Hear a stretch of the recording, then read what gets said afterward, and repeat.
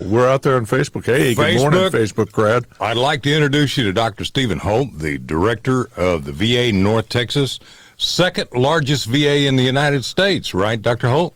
That's correct. And probably the best. We'd like to be. If we're not, we're going to work hard to be. Which is actually a great story, because when my friend Jeff Milligan first took over, your predecessor, the Dallas VA was down there with the Phoenix VA, was one of the worst. And to me, that is a great testament to personal leadership, because every VA basically has pretty much the same resource. I realize it's a little bit different, but they have the same resources. And Dr. Milligan has helped really turn it around. I know that you have done a pretty incredible job of continuing that mission, and sometimes that is a challenge. You've continued to make the Dallas VA better and better, and for all of our veterans in North Texas, we appreciate that. Well, I trained under Jeff Milligan. So. Yeah. You were part of that staff. One of the things a lot of people don't realize is you are an Air Force medical doctor. You were an MD. So you were an MD, an administrator. There are only, I think, 2 or 3 MDs that are administrators in the whole VA system. Is that correct? Well, actually, when I became one, there were only 3. They're now about 20% of the 147 are physicians, and that really changed, only in the last 8 years or so. All right, guys, we're about ready to start recording for regular radio. So and Nathaniel, are you ready to go right at the 9:30 mark? I'll hit it like this. Okay. You want to just... Across America, you're listening to the Veterans Impact Show. And Jim, on the picture, only half of you is showing up. Yeah, I'm trying to get Nathaniel to push the camera back.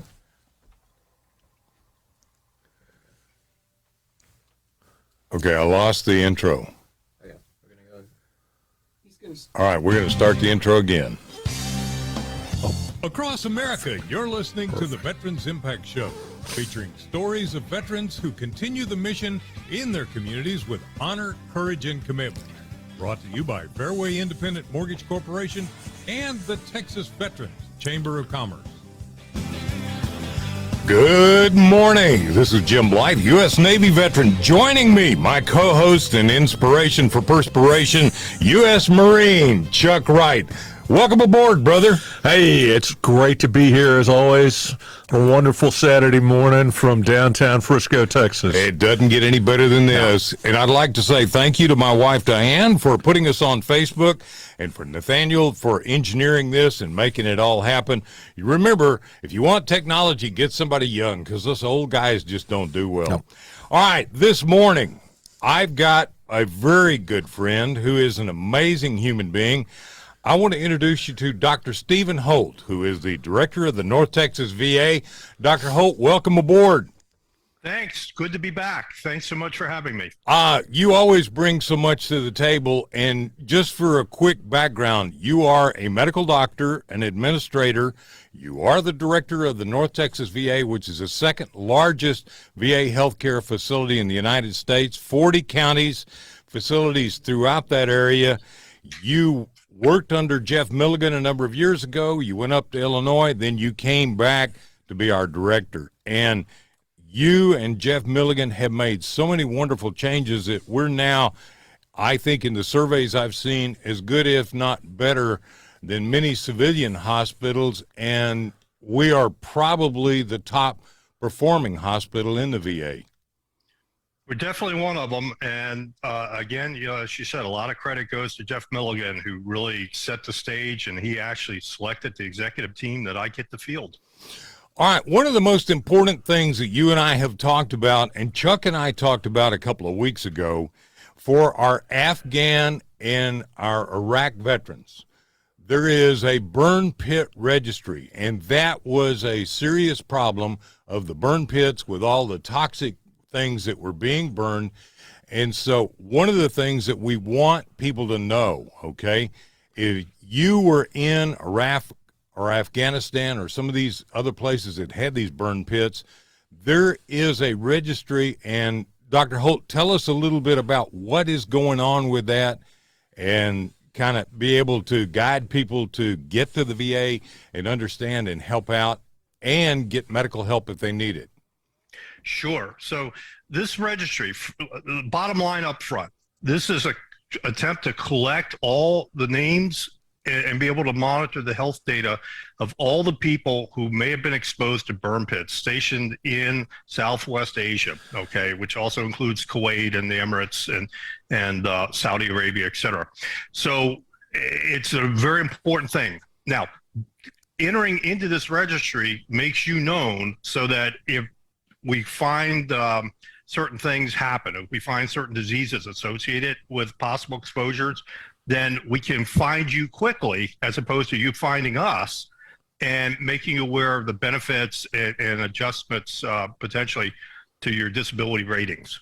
So, and let me say, this has absolutely no adverse effect on your VA eligibility, your VA benefits, and future compensation claims. This is purely a way of getting what is this cohort, and also allow us to launch some scientific studies to find out what things, particularly the rare things. So if you look at Agent Orange, it took us many years to figure out the different things associated with Agent Orange. And it was many years looking at many people to find those more rare cancers and things like bladder cancer, so that we can now say, hey, this is connected. You don't have to, all you have to do is show you were exposed to Agent Orange, which means all you have to do is prove you spent 1 day in country in Vietnam. That's it. We presume you were exposed. You don't have to say, hey, I worked on the airline, or I, the airfield, or I was on these planes, or I was under the plane when it dropped.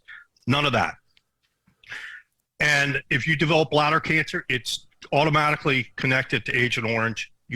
All you have to do is, say, look, I got bladder cancer now, boom. The rest, goes automatic. You don't have to prove anything else. So this registry is very important. It gives us that collection of people, that cohort, so we can study and look for those health effects, and particularly the ones that might be less, that might be more rare. So it's important to register. Well, and that exactly was my question, Dr. Holt. What I wanted to ask you, how does the burn pit registry differ from registering just with the VA? Because it identifies you as exposed to burn pit. Unless you identify yourself as exposed, we don't know. Okay. We simply don't know. So you're not, the VA doesn't have the capability to drill into people's records. We basically are asking people to register twice, which is fine. Exactly. Not a big deal, but we're looking for yes. something specific. Yeah, because exactly. I think you hit it on the head. And so we don't know what your exposures are. We only know what's on your DD-214 and what you put in your claim. Okay. So if you didn't put this in your claim, and so the registry allows us to collect all those people, and as benefits evolve, we can get them to you without you missing those. Dr. Holt, one of the questions that I would have along the line of what Chuck was saying, what if you are not signed up for the VA, but you are an Iraq and Afghanistan or a Middle Eastern veteran? Can you sign up for the burn pit registry? And if you want to down the road, you can sign up for the VA benefits, but you don't have to necessarily be in the benefits category. You can go ahead and sign up for this. Is that correct? Absolutely. And you go to you could Google it. It's probably the easy way, and put VA burn pit registry, and it'll come up, and it'll take you to the website, which is the publichealth.va.gov.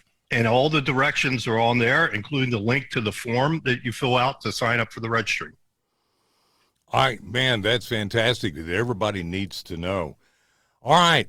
With that being said, you have had some very important visitors over the last few weeks. Yeah, tours are us. I tried to call you up one day and say, hey, let's go grab a bite of lunch. And I think your secretary, you said, I'm meeting with the president. So you actually had President Biden come to Fort Worth to one of your clinics there. That was quite a big deal. Yeah, he and the secretary came, and then earlier this week, we had the chief of staff, like the number 3 person of the VA, come and had the opportunity to have dinner with her and discuss veteran issues and things. So yeah, we President Biden came down, toured my Fort Worth clinic, and then went just a short distance away to make his announcement on burn pits, and had the opportunity to educate him a lot on America's healthcare system, of which he is ultimately the chief executive over it. And VA is America's healthcare system, whether you're a veteran or just a veteran to be, namely active duty, or somebody who'll serve, or a citizen, taxpayer. This is your health system. You're paying for it. Ultimately, you get to demand the standards and performance of the system through Congress, and we're here to serve. Excuse me, Chuck. Dr. Holt, real quick, I want to make one point that I learned over the years working with you and the VA. Our VA health care system really leads the nation in a lot of new things. 70% of all medical professionals train in the VA. Did you know that, Chuck? It was exactly the question that I was going to ask. And basically, Jim and I are tracking this morning. And so when you take a look at what goes on in the VA, what goes on with veterans, it's very documentable to say that the VA leads the way, without a doubt, in our national health care system as well. Yeah, no, and absolutely. And I'm going to tell you, Susan Collins wrote a great book about the VA. I think she published it in 2016. She works out University of Stanford. And in that book, she cites that in 2016, actually, VA published over 11,000 medical articles, peer-reviewed medical articles, which is more than the next 5 medical entities in the country combined. And right now, the VA has initiated over 50 medical studies just looking at burn pit exposures. So we lead the way in research. We are a major academic educational powerhouse for the nation. And we did so much, in emergency response during COVID, not to mention other disasters, but COVID in particular, to augment other government agencies and local healthcare agencies during the peaks of COVID.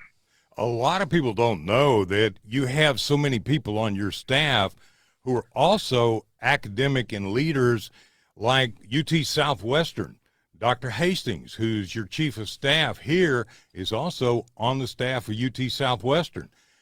You asked me, or somebody asked me from the VA to talk with your director in Houston, and he was talking about the alliances they have with the DeBakey Center there at, as well as with MD Anderson. So this is true around the United States. VA interacts and combines its forces with major medical centers. Yeah, no, and that's the model for VA to be partnered with, affiliated with major private academic centers wherever we can be. And then we serve as a training platform because we have a unique patient population. And also because we're not for profit, we can take a little bit more time teaching. Like, so in surgery, for instance, we can take longer to do a surgical case, to teach a surgical resident, than a for-profit, which has to really dependent on turning cases fast. So that's one of the benefits to the affiliates, that we can serve as a major training ground. I think a lot of people now feel like, for instance, COVID. Let's change the track a little bit. A lot of people are getting very complacent. We think, okay, COVID's over with. There's another variant coming up. But you guys' response to COVID, I think, was really amazing in helping the veterans. Tell us a little bit about that. Yeah, well, let me sidetrack for just a second, just to put COVID in perspective. I pulled numbers earlier this week. We are about 18,000 deaths short of 1 million Americans dying from COVID. And let me put that into perspective. If you take our 2 bloodiest wars, the Civil War and World War II, only 1,025,000 people died total. So we are less than 40,000 short of the number of Americans dying that died in our combined two bloodiest wars in history. that's pretty serious. And when you put it against the flu, because a lot of people, it's just the flu, right? Well, we only have between 20 and 50,000 people a year die from flu. So we're a little over 2 years into COVID and almost 1 million. So think about that. More than 10 times the death rate. So, yeah, we did a lot. I mean, we set up immunizations throughout the area. We supported other agencies in immunizations. We gave immunizations to the family members of veterans who are eligible for care to further protect our veterans. And we also opened up the Garland VA Medical Center. We could have taken up to 210 overflow COVID patients over there, which expanded the DFW area total emergency capacity by 21%, because the other place was 1,000 cots on the floor of the convention center, the K. Bailey Hutchinson. These were actual hospital rooms we opened up. So the VA as a whole throughout the nation has been providing these services, has providing vaccination, has been taking humanitarian admissions when possible, and doing these sort of services to help the community, particularly in places like San Antonio that got very, very hard hit. Dallas got hard hit. And in fact, from December to mid-February, my hospital had the greatest number of COVID inpatients of any VA facility in the nation. And fortunately, it has dropped way off from 140 some down to about 5 or 6 a day right now, but it was bad. You know, one of the things, too, that I happen to know because you sent me a document is the VA research. You launched more than 50 new studies on COVID-19 between January and July 2021, involving more than 40 VA medical centers and building on that COVID research. I think this is not only important, but this is research that if we ever have another pandemic, we're going to be able to take care of it. So I'll tell you what, we're about to go to a commercial break and hear from all of our partners. So this is Jim Blythe and Chuck Wright with Dr. Stephen Holt, the director of the VA North Texas. We're going to be right back after this word from all of our partners. Thank you for being with us on your Veterans Impact Show. We'll be right back. All right, welcome back. This is Jim Blythe with Chuck Wright. We've got Dr. Stephen Holt, the director of the North Texas VA. Dr. Holt, you were going to make a comment about COVID, and I had to cut you off for the commercials. He's rude that way. Yes, I know.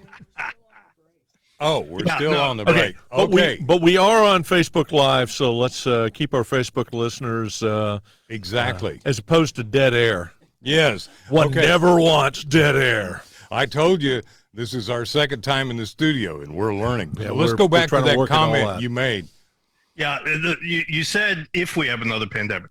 I think there's absolutely no question we'll have another pandemic. There's a great book written called The Pandemic Century, and it starts with the pandemic of 1917 to 1921, the Spanish flu. And pretty much on average, about every 10 years, we have a major pandemic. And it's, there's no question, particularly how interconnected the world is with the ability to travel literally anywhere in the world in less than 24 hours and bring the disease with you, that we will have another pandemic. I don't think there's any doubt about that at all. As our world becomes, as they say, smaller and smaller and smaller all the time. And unfortunately, and I'm not going to ask you the question I really want to ask because we've all read the research, but I won't formally ask you to go on the record that this was man-created. So you don't have to answer that one. I'm not going to answer that, but I'm going to say there's a joke within the virologist community that's kind of gotten stifled. And the joke was, that yes, this virus made the leap from animal to man, and it did it through humanized mice. And humanized mice are mice that have been genetically modified to have a respiratory tract similar to people. Now, that's the joke among the experts. That was a very politically correct way to answer my silliness. That ain't funny, but yeah, it is. It's hilarious. We're all laughing at it. All right. Well, we're going to go back to our terrestrial radio programming in just a few seconds. So Facebook, thank you for joining us. Send us a message. Share us on YouTube. And we'll be back on the terrestrial radio in 3 seconds.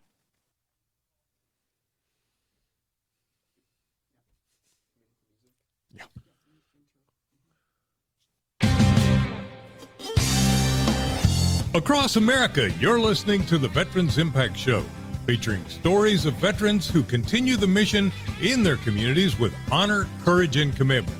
Brought to you by Fairway Independent Mortgage Corporation and the Texas Veterans Chamber of Commerce.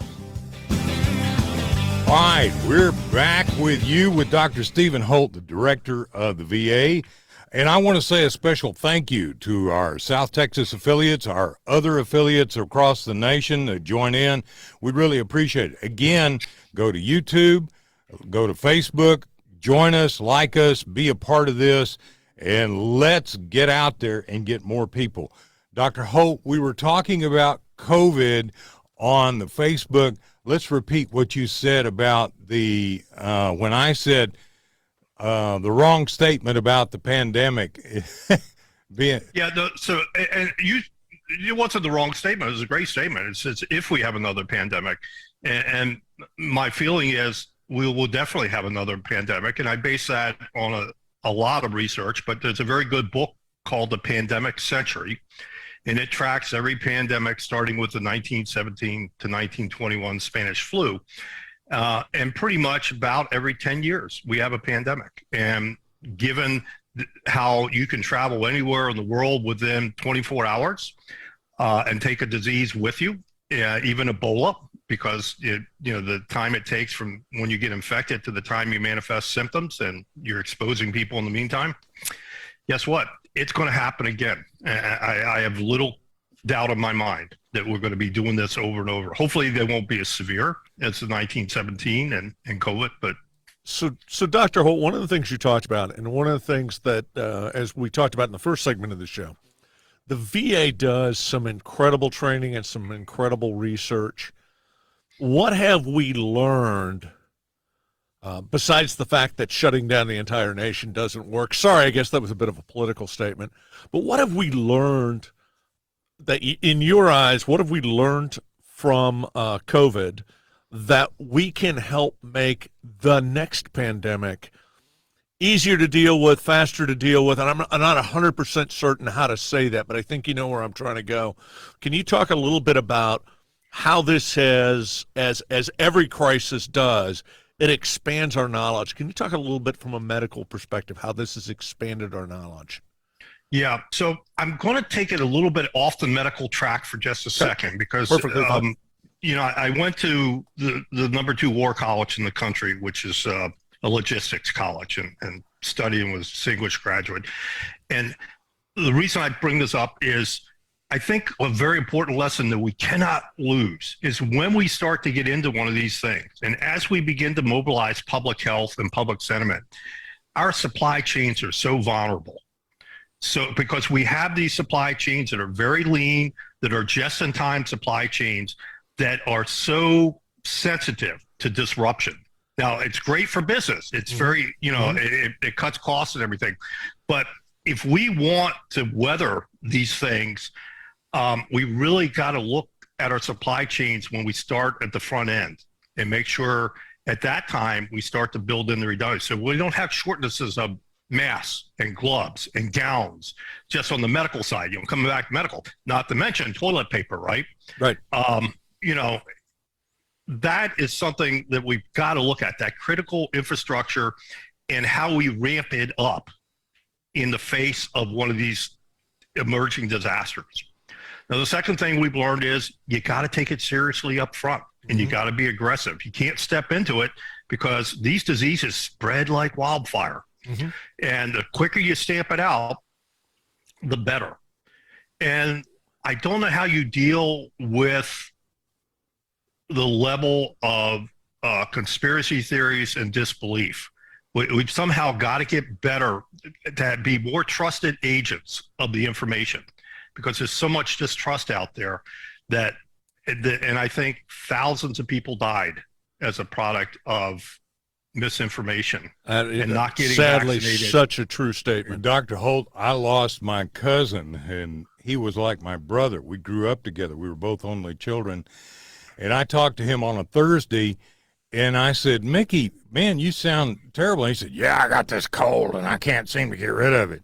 I got a call on Monday that he was gone, and he had COVID, and he never got a vaccination. Every time I talked to him, he was like, it's conspiracy. I'm not going to do that.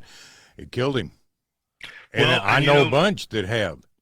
We talked about Jeff Milligan, my former boss, the guy who I replaced here as the director. He got a call. His brother came down with COVID, and 36 hours later, his brother was dead. And so, that whole public trust, I haven't looked at the trust numbers recently, but the military used to be the number one trusted agent with about 78%. So I'll tell you what, let's do. We're going to have to, again, take our break and finish up. I want to say thank you so much for being on board, Dr. Holt. If people want to get a hold of you, just go to the VA and send a message to the VA North Texas. Thank you for being a part of our team here on the Veterans Impact Show. And thank you. And I owe you a lunch. Let's do that. You bet. All right. Thank you again, Dr. Holt. So we're going to take a break now, and we'll be right back after these words.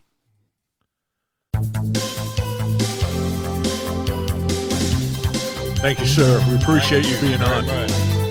Okay, you guys have a good one. You too.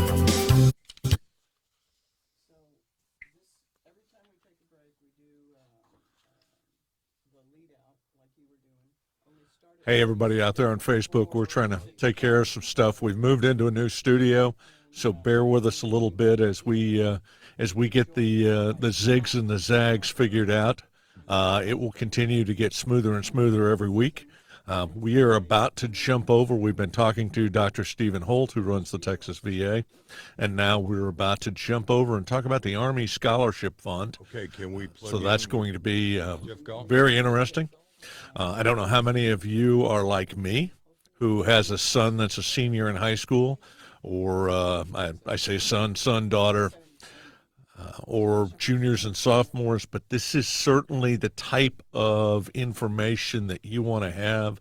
If you've got a niece or a nephew, if you've got a friend's kid, this is going to be a segment you're going to want to be listening to. And I'm kind of doing my soft shoe and vamping a little bit as we're getting set up. We are on commercial from terrestrial radio. We do both Facebook broadcast and we do terrestrial radio broadcasts where we are covered all across the nation, especially in areas like South Texas and in California, but we're out on the USA Network. A little shout out for them. And I'm going to figure out what our South Texas network is called. The No Bull Network. The No Bull Network. No kidding. I like that. The No Bull Network. And then in Northern California is AUN, and they're a TV network. They carry us on about 11 stations out there. So there's a demand for two ugly guys talking on the radio. Yeah. Yeah, I was going to say Chuck, that was. I got to tell you, I was so surprised we got picked up in California on TV stations, and so they're playing this what we send them, and I got a call from Ray Mason, General Ray Mason, who is the head of Army Emergency Relief, and he said, "My sister called me and watched me on TV," and I'm like, "What?" Yeah, it's just amazing what the reach is as we continue to try to grow. We continue to get information out. So it's one thing I'm going to share with our Facebook. All right, let me change a second. Nathaniel, we don't have Jeff Gault on yet? Yeah. Okay, so we're working on our second half of the show guest. We're not sure where he is. That happens sometimes. But one of the things that I wanted to kind of mention, and it was one of the things that Dr. Holt mentioned, Colonel Gault, and his... we're ready to plug you in on Zoom. Have you tried to open that? No, I sent Diane about 5 emails. My internet is down. Oh, no. Can we call him in? All right, he's going to connect the phone to this, so just stay Yeah, with us let's right there. everybody hang for just a second. We won't be able to see his smiling face, but we will be able to hear his shiny voice. Okay. Talking about the Army Scholarship Fund. But while we're talking about it, you were talking about General Mason and the Army's. Is it the Army or the government's? No, it's emergency the Army preparedness. Emergency Relief. Emergency relief. Okay, so each branch, Army Emergency Relief, Navy and Marine Corps Emergency Relief, Air Force, and Coast Guard has one. And basically, they provide funds, grants, etc. So this is more a service to our veterans. So, and what's interesting they about do that as well as active duty. I was just in a conversation this past week where we're broadcasting from Frisco and was visiting with our city leaders, connecting them to some of our church leaders to put together a better plan for emergency relief. And I sit on the One Star board in Texas, and one of its charges is to support grants for emergency relief. All right, now we're right there in 10 seconds. Let's go to our terrestrial radio. Go. We're bringing terrestrial radio back. Welcome back to the Veterans Impact Show. Thanks to our great sponsors, Fairway Independent Mortgage Corporation and the Texas Veterans Chamber of Commerce. Now, let's continue this conversation. Well, thank you for being on board. This is Jim Blank with Chuck Wright. I've got a very special guest now, a very dear friend, a man who is a Army retired colonel. When you talk about continuing the mission, Chuck, this man has done it by heading up the Army Scholarship Foundation. Welcome aboard, Colonel Jeff Gault. Hitting up or heading up? Maybe both. Thank you, Jim. Colonel Gault, I want people to know about the Army Scholarship Foundation. You have been a close friend and your beautiful wife, Rose. Tell us a little bit about the foundation and what it does for children of active duty and veterans. Well, the Army Scholarship Foundation was founded in 2001 by a group of veterans following 9/11. They had left the Army and wanted to continue to serve as they saw so many friends going off to war, and they saw the hardships that the families were facing. So the Army Scholarship Foundation provides academic scholarships to children of soldiers and spouses of active duty enlisted soldiers. It's a all-volunteer organization. We have no paid staff. And so all of our work is done as a labor of love and to give back to those who give so much and sacrifice so much for our nation and for us. So that's, and we give scholarships to college for military families. That's what we do. I think that this is so important because Diane and I have been able to volunteer and work, Chuck, reading the applications. And some of these applications really grab you emotionally. Because one of the things you and I talked about in the very beginning is the difficulty that career military families have. Their children, they go through, how many schools did your kids go through? They go through different schools all the time. Yeah, I have had 3 kids, and each one of them went to 8 different schools. Wow. And I'm an Air Force brat, so I know that intimately. Oddly enough, and I'm sure you're familiar with Randolph and Cole down in San Antonio. One is they're the only 2 schools in the United States, continental United States, where the school district is defined by the boundaries of a military base. So we know that. Now, my little brother, who is 2 years from retiring from the Marine Corps as an 06, as a colonel, is one of the very few kids at Randolph, and I think there's about 60 total since the school was founded back in the 60s, that did all 12 years at Randolph. So it's, wow. And I don't think I hit 8 because my dad retired when we got back to Randolph, but I know I hit 6 or 7. Yeah. So it is tough, and it does make it difficult for the kids. I need to ask you a question right quick, because you said these are scholarships for the Army, but then you also said scholarships for the military. I would like you to clarify that, and it's leading to another question. Yeah, it's only for Army family members. Okay. There are, every service has its own organization with a similar mission. we are the one for the Army. There is, for example, the Marine Corps Scholarship Foundation in Arlington, Virginia, that does essentially the same thing we do for the Marines. Okay. And that's what I did. I got out of being an Air Force brat and went into the Marine Corps. But one of the other question I wanted to ask you is, has anybody in all of your organizations created a database to allow our parents of brats, as I am proud to refer myself as a brat, is there a database of all of the sources for scholarships, or at least a lot of them that you know of? No, there is not, although we get queries from universities all the time that maintain their own databases for various types of scholarships, and we are listed. There are some organizations, perhaps the National Military Family Organization, and a couple of others that I think try to maintain databases for military children's scholarships, but I'm not aware of any one that is all-encompassing. Okay, was just curious about that. And for our listeners on Facebook, your website information is up right now, and we'll continue to have you talk about these scholarships. Yeah, Jeff, we're actually posting your whole website on Facebook, so everybody's seeing it and seeing the pictures of some of the students. I love to tell a story, though, about that young lady that I met a couple of years ago, who her husband was up at Wichita Falls at Shepherd Air Force, or was it up in Lawton, Oklahoma? Yes, Fort Sill. Yeah, tell us a little bit about that story, because that's a huge success story.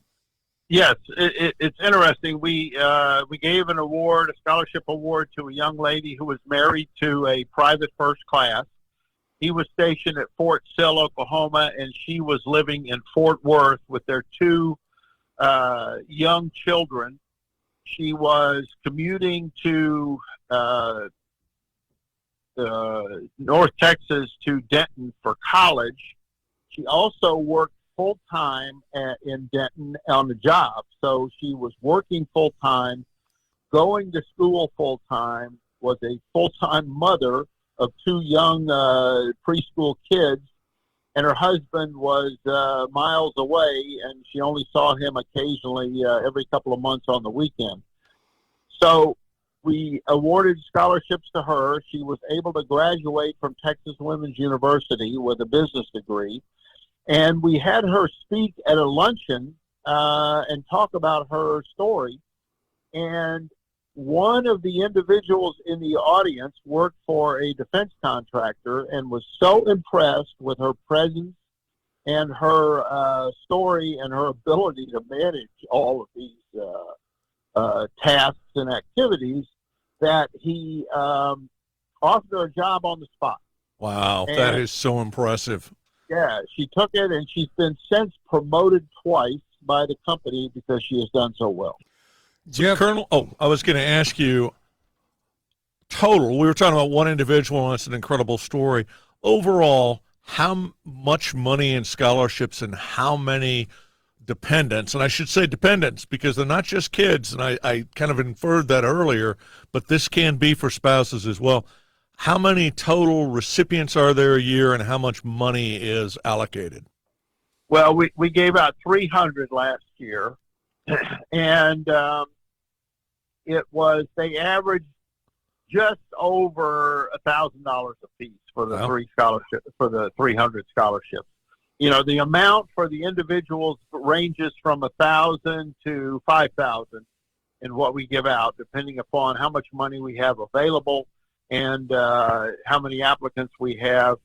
The sad part is that every year we have to turn down about a third of the applicants because we simply don't have enough funds to give every deserving and worthy family member an award. So the need is still there for more. Absolutely. That's why we're showing this on Facebook, because we want people to jump in and to donate. There is a major luncheon that comes on in the fall. You're doing an event here fairly recently that's going to be really exciting, of a wine tasting. So you're doing events, you're doing things, you're fundraising. This is important for people to get involved, because the money that you're giving goes to the kids 100%. Yes, yes, or as close to 100% as we can give it. There's no takeout for salaries or for our office. We have an office that's been donated by a supporter, and so we don't have to pay any rent or anything like that. So yes, the overwhelming majority of all funds go straight to scholarships. Here's the other thing I found out by being involved with you and Rose. When a kid gets a scholarship, or a young man or woman, let's put it that way, when they get a scholarship, they're vetted. I mean, going through that application is an amazing thing. They tend to then get offers and scholarships from other organizations in other schools because they have been vetted by Army Scholarship. So this is one that can start multiplying through other organizations as well.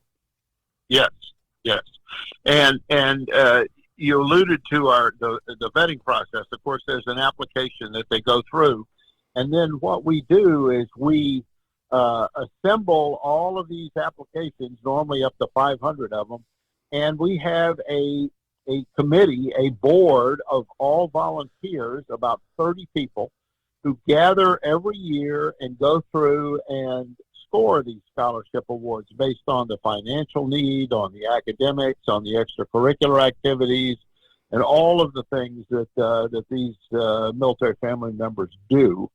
And then, as I said, we don't have enough funds, so we create sort of an order of merit list, if you will, with a high to low score. And then based upon the amount of money that we have to award, we are unfortunately forced to draw a cut line, and then everybody above the line gets an award. And unfortunately, we have a waiting list then for those that are below. I know, because Diane and I are part of that 30. And one of the things I remember last year, reading an application from young family, a young lady, and I believe her dad was killed in Afghanistan. I can't go to the specifics for obvious reasons, but you had a number of those, which are basically the child of someone. They're Gold Star families, as we call them. Absolutely, yes. We get a number of Gold Star families every year that we make an award to. And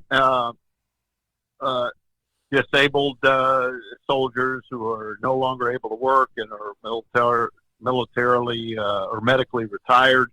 The situations really run the gamut. And the one thing that we see, I am a little bit surprised to see so much of, is how many of these, the high school students who are applying for college, how many of them are having to work while they are in high school.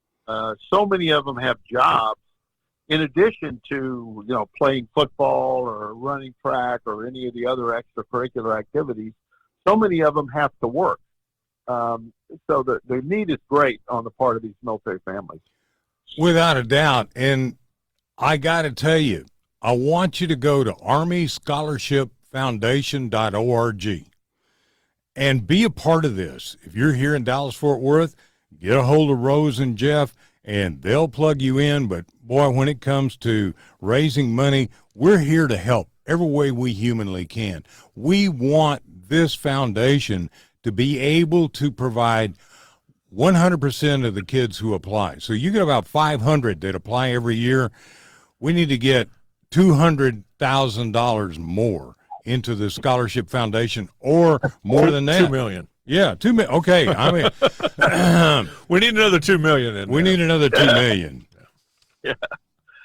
Yeah. Well, there's never enough money for all of them, and what we find, interestingly, these military family members are very enterprising and innovative, and what they do. I mean, our scholarship is certainly not enough to pay for an academic year or semester.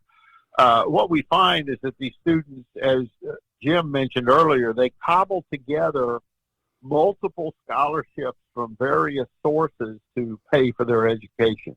In addition to working, they will apply to a number of different opportunities that they find. And our scholarship is but one of those that helps them to achieve their educational goals. One of the things I remember, and Diane will remember as we read the applications, the outstanding, not only academics, but leadership. Many of these kids were on their school councils. Many of them were leaders. Many of them did a lot of leadership things within their school, president of this, president of that. The amazing thing was these military families, because I think it's a military family, just like you grew up, Chuck, they have leadership ingrained within them from their parents. And the amazing thing is these kids are so exceptional. They're the leaders of tomorrow, but they're also the ones with the greatest financial needs. Wouldn't you agree? Absolutely. There's some incredible talent there. We have talked on the show for years and years and years about the incredible leadership training that our military provides. I know what it's like. I was amazed at how many of my high school, keeping in mind that my high school was one where... All right, let's take a break, and we're going to be right back. Facebook, stay with us, and I'll let Chuck finish his thought in just a second. So stay with us on Facebook. You're listening to the Veterans Impact Show with Jim Blythe and Chuck Wright. We're talking with Colonel Jeff Gault. We'll be right back. Okay, you gotta give me my clock back. Keep doing that to me. Keeps cutting me off in the middle of saying something. Oh, okay. All the more reason we need to bring the clock back. So All I'm right. over here flying blind for all of our Facebook listeners.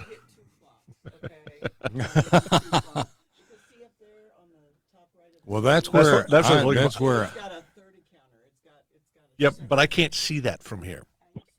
I got my glasses on. I can.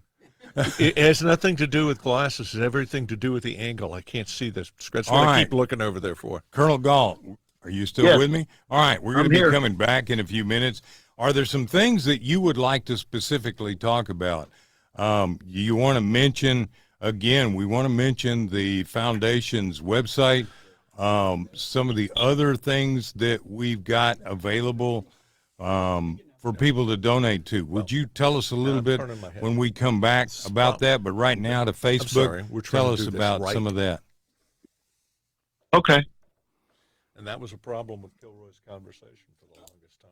All right. So, by the way, Jeff, I'm sorry Rose didn't get to join us today. She's such a beautiful lady. I'm sorry, but I mitigated that fact by having my internet down here in the house, and I can't show her anyway. So. You and I both married above ourselves, and so did Chuck. Well, he married way above himself. And you say this like it's a bad thing. Without a doubt. So, And how many years have you been doing the Scholarship Foundation, Jeff? Since 2006. So 16, I guess. Yeah. wow. It's amazing to think that we are 16 years from 2006, that we are more than 20 years from 9/11. Yeah. That, I know. That is amazing. For to me. the people that you support, for the well, at least the kids, not just the dependents, but the kids. Beautiful. There we go. We're trying to figure out how to. Yeah. Here, There we go. do it. Yeah. Let me set that here I since can was see away. that. I got you. That's great. You put the clock up there. I got a 21-year-old knows so much. It's amazing. It's a blessing. Now he's taking my clock away from me. They're picking on me. They won't let me have a clock, and that way Jim can cut me off when I'm trying to say something. 2 weeks in a row. Huh? Don't have a clue. Already forgotten it was so important. Colonel Gault, you're going to love this studio when you get a chance to come up here. This is fantastic. We've got technology we only dreamed of. This is your new studio, right? This is Yes, our new sir. studio. Yes, sir. Yeah. It's up in Frisco. And while we're talking on Facebook, Facebook is seeing the Army Scholarship Foundation website. It's Wow. rolling. That is really tremendous. And this is at the forefront of people's minds as we are coming up. And it will be 5 more weeks until my son graduates from high school. You bet. That is going to be a wild week for me because we have the golf tournament on Friday and his graduation, 8 o'clock on Saturday morning. I'm going to be a tired puppy. In exactly 20 seconds, we'll be going back with hooking into our terrestrial radio. So thank you for being with us on Facebook. Thank you for sharing this. Thank you for putting it out to your groups. All right, we're going to be right back on the air now. Welcome back to the Veterans Impact Show. Thanks to our great sponsors, Fairway Independent Mortgage Corporation and the Texas Veterans Chamber of Commerce. Now, let's continue this conversation.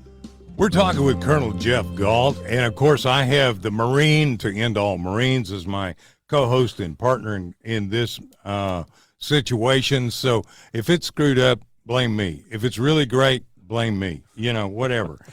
Hey, Jeff Gault, you have done such a fantastic job with the Army Scholarship Foundation. Facebook is showing this constantly rolling through. People can go to the armyscholarship.org. There is a donate button on there, correct? Yes, there is. Out of the okay, Go ahead. out of the number of students that apply, how many would you say are Gold Star families? Maybe 10%. It's not an overwhelming number, 5 or 10% probably. We get 10 or 15 every year who are Gold Star families. Of course, the Gold Star families have other scholarship opportunities that your average military family member doesn't have. So we are but one of their supporters.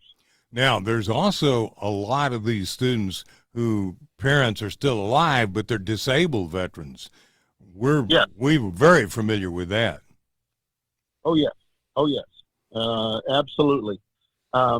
It's quite a large number, as a matter of fact. I'm looking here at a letter. My father is a disabled veteran. He is still somewhat independent, but physical limitations distress him, and will continue to do so and will get worse. Although I'm a busy college student, I assist him and my family whenever I can. Just as an example. These kids exemplify leadership. They exemplify the American values in my hard work, leadership, paying attention. It's just amazing. As I read all of those, there were many times Diane and I both were brought to tears reading these applications. So, Colonel, one of the things that I noticed as we were scrolling through your website is individuals have the ability to create a memorial scholarship fund either for themselves or for a loved one. Would you talk a little bit about that program? We're going to kind of go the other way, and we're going to try to tug at the heartstrings of our donors, our potential donors who've got some deeper pockets. But talk a little bit about how one would create a memorial scholarship fund. Yes, there are multiple opportunities there, and we have a number of families who have created a scholarship in memory of their loved one, a soldier who is no longer with us or a family member.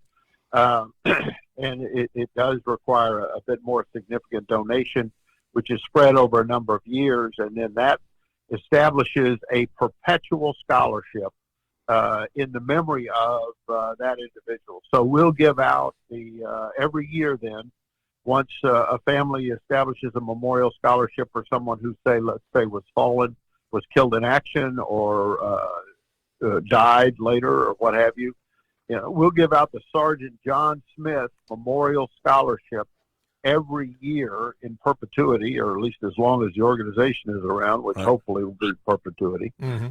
Every year we'll give out that Sergeant John Smith Memorial Scholarship. We have another location on our website, an in memoriam section, where you often see on an obituary or what have you, in lieu of flowers, please give money to this or that organization.